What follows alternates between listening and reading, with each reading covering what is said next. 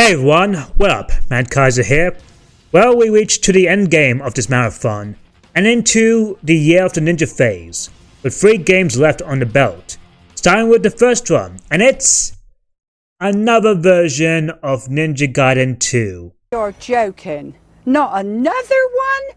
Oh, for God's sake, I can't stand this.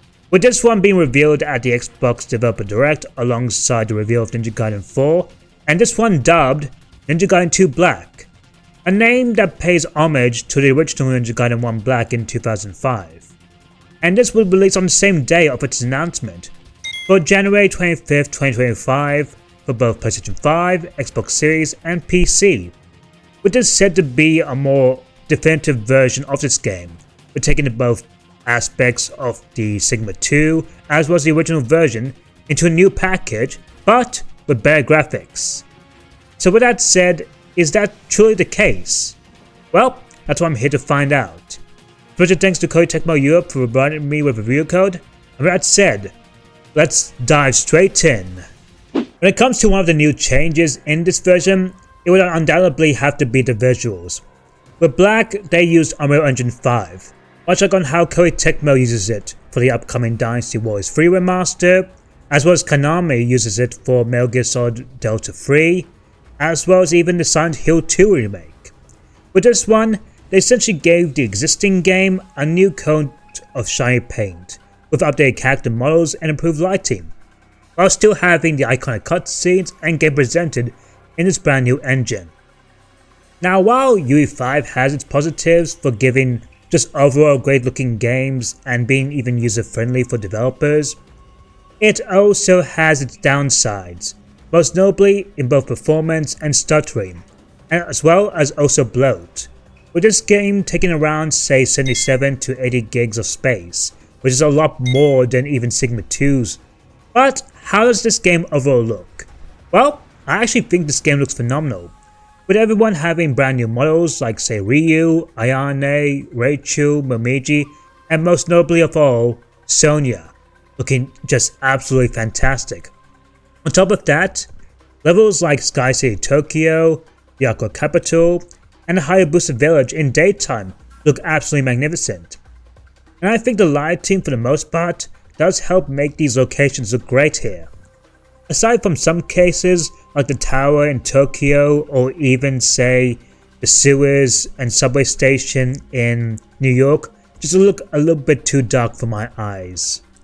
And one thing I also noticed is on how the jungle level immediately goes into daytime before you reach the tunnel, as well as the Temple of Sacrifice is mostly red, which gives a very hellish atmosphere. And even the final level looks absolutely grotesque. And not gonna lie, the NPCs look really kinda rough, but I kinda expected that to happen. But however, the Fiends and Genshin look absolutely great. And of course, the gore and blood return, just like in the original, and it looks great here, as well as this iconic cutscene returns. Minus on however on how Ryu's and Alexei's voices are now deeper, for some reason. Such is the fragility of evil. Ryu Hayabusa, you will pay for your sin! Such is the fragility of evil. Ryu Hayabusa, you will pay for your sin! And oh, by the way, the PA voice is back. And as for performance, this game on PS5 actually ran very smoothly, consistently without any hiccups, maybe outside some few frame drops, especially during the Stairs of Doom, but at least it doesn't have the slowdown of the original. And while there are critiques of this game looking a bit too soulless or even a bit too realistic, I think Ninja Gaiden 2 Black overall looks the absolutely best here. Now we get on to the gameplay. For the most part, the combat is mostly the same with Sigma 2's case, so I won't repeat as much, but I also mention the changes. As you can see, the blood and gore is back, and oh, It's beautiful. upon that, something about the haptic feedback as well as feeling a lot more faster than Sigma 2 This makes the combat feel both smooth and satisfying, especially with the other playable characters.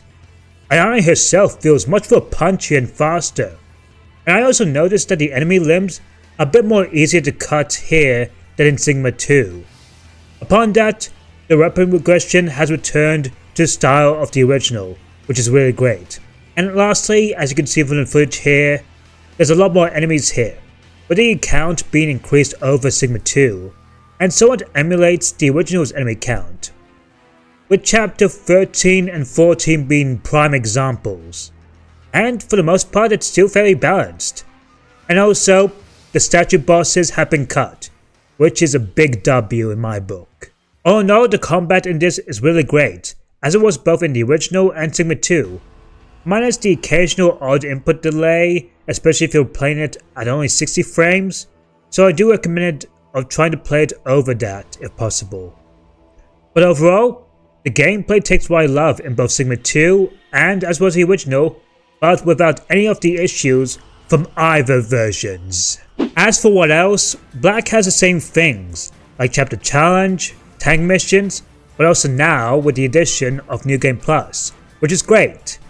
Though sadly, the ranking system is gone once again, and also they did cut out both the webcomic as well as also Ninja Race.